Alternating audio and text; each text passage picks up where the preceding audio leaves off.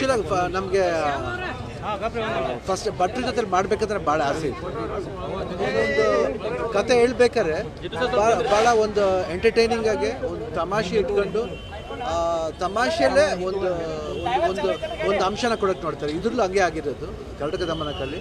ಯಾಕೆ ಅವ್ರ ಸಿನಿಮಾದಲ್ಲಿ ಪ್ರತಿ ಸಿನಿಮಾದ ನೋಡಬೇಕಾದ್ರೂ ಒಂದು ಒಂದು ಒಂದು ಪ್ರಯಾಣ ಇರುತ್ತೆ, ಪ್ರತಿಯೊಂದು ಕ್ಯಾರೆಕ್ಟರ್ ಒಂದು ಪ್ರಯಾಣ ಇರುತ್ತೆ. ಅಂದರೆ ನಮ್ಮ ಒಂದು ದಾರಿ ಇರುತ್ತೆ. ಅವ್ರು ಅನ್ಕೊಂಡಿರ್ತಾರೆ ನಮ್ಮ ದಾರಿನೇ ಬೇರೆ, ನಮ್ಗೆ ಬೇರೆ ದಾರಿನೇ ಇಲ್ಲ ಅನ್ಕೋತಾರೆ. ಒಂದು ದಾರಿ ಸಿಗುತ್ತೆ. ಆ ದಾರಿ ಸಿಕ್ಕಿದಾಗ ಆ ದಾರಿಯಲ್ಲಿ ಯಾವ್ಯಾವ ಥರ ಸಮಸ್ಯೆಗಳು ಬರುತ್ತೆ.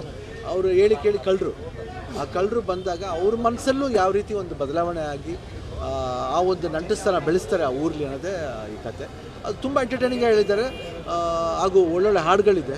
ಜೊತೆಲಿ ಫಸ್ಟ್ ಟೈಮ್ ಪ್ರಭು ಸರ್ ಜೊತೆ ಮಾಡಿರೋದು ಒಂದು ಭಾಳ ಖುಷಿಯಾದ ವಿಷಯ. ಅಂದರೆ ಉತ್ತರ ಕರ್ನಾಟಕ ಅಪ್ಪಾಜಿ ಭಾಳ ಇಷ್ಟಪಡ್ತಾ ಇದ್ರು, ನೀವು ಕೂಡ ಈ ಕಡೆ ಬರ್ತಾ ಇದ್ರಿ, ಹೇಗೆ ಅನಿಸ್ತದೆ? ಅದೇನು ಮಾಡೋಕ್ಕೆ ಎಲ್ಲರಿಗೂ ಆ ಉತ್ತರ ಕರ್ನಾಟಕ ಇಲ್ಲಿಂದ ಸ್ಟಾರ್ಟ್ ಆಗಿದ್ದಲ್ಲ. ಹುಬ್ಳಿ, ಧಾರವಾಡ, ಬೆಳಗಾಂ ಈ ಕಡೆ ಸೈಡಿಂದನೇ ಅವ್ರ ಪಯಣ ಸ್ಟಾರ್ಟ್ ಆಗಿದ್ದು. ಮದ್ರಾಸ್ಗೆ ಹೋಗೋಕ್ಕೂ ಮುಂಚೆ ಅವರು ಹುಬ್ಳಿ ಸಿದ್ಧಾರೂಢರ ಮಟ್ಟದಲ್ಲಿ ಇದ್ದವರು.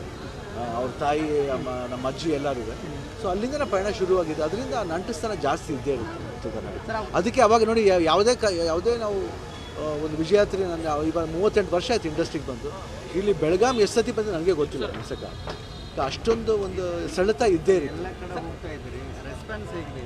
ಚೆನ್ನಾಗಿದೆ, ರೆಸ್ಪಾನ್ಸ್ ಚೆನ್ನಾಗಿದೆ, ರಿಪೋರ್ಟ್ಸ್ ಚೆನ್ನಾಗಿದೆ. ಅಮ್ಮ ಆ ಕಡೆ ಸೈಡ್ಲೂ ರೀಚ್ ಆಗಿದೆ, ಈ ಕಡೆ ಸೈಡ್ ರೀಚ್ ಆಗಿದೆ. ಯಾಕಂದರೆ ಸಿನಿಮಾ ಚೆನ್ನಾಗಿರೋದ್ರಿಂದ ಭಾಷೆ ಯಾವುದಾದ್ರೂ ಕನ್ನಡ ತನಮ್ಮ. ಅಂದರೆ ಭಾಷೆ ಮಾತಾಡೋ ಶೈಲಿ ಬೇರೆ ಥರ ಇರ್ಬೋದು, ಬಟ್ ಭಾಳ ಅಲ್ಲಿ ತುಂಬ ಇಷ್ಟಪಡ್ತಾರೆ ಜನ.